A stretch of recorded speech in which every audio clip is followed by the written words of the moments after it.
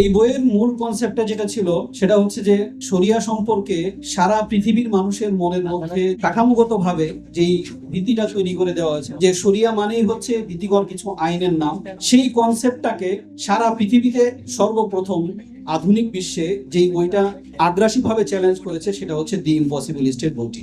বইটি যখন প্রথম প্রকাশিত হয়, প্রথম প্রকাশের পর থেকে প্রায় 10-12 বছর যাবৎ বইটি বিভিন্ন ভাষায় অনুবাদ হয়েছে।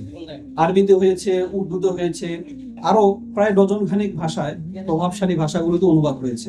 কিন্তু বাংলা ভাষায় এত দেরিতে বইটি অনুবাদ হওয়ার কারণ কি? আমরা এই কারণটা যদি ধরতে পারি তাহলে আমরা এই বইয়ের গুরুত্বটাও খুব ভালোভাবে ধরতে পারবো।